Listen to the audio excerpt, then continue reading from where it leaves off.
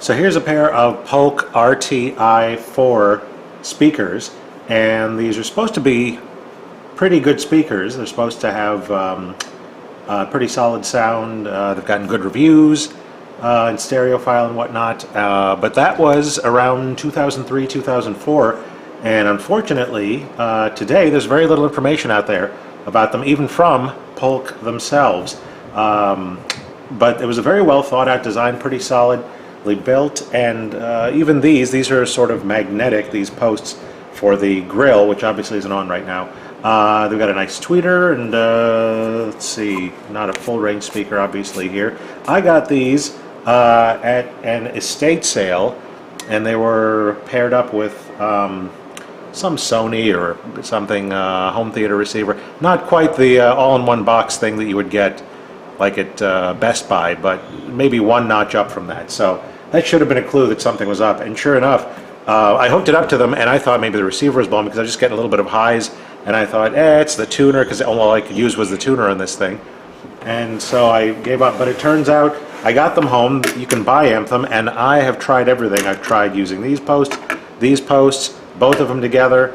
No dice. I have not been able to get any sound out of them aside from occasional something high-pitched. So I decided that what I was going to do was try and bypass the crossover, because I figure there's probably a bad resistor in there somewhere in the crossover, which can't be that complicated in a speaker this small that was getting such good reviews, because it's always been my understanding that, say, since the 1980s, when it comes to crossovers, the simpler the better. Until you're getting to, gigantic, like Wilson audio speakers that cost more than the average family's both their cars, and then you're gonna have to have some serious crossovers. With this, I figure, simple crossover, can't be that difficult to get in there, replace a resistor or something, maybe bypass it altogether or something, which is a bad idea, but I'm gonna see. Unfortunately, when I pulled the crossover out the other day, it's this. And this looks pretty relatively complicated to what I was expecting. I don't know if you're familiar at all with the KLH-12. That is an old model from the late 60s, I think 1968.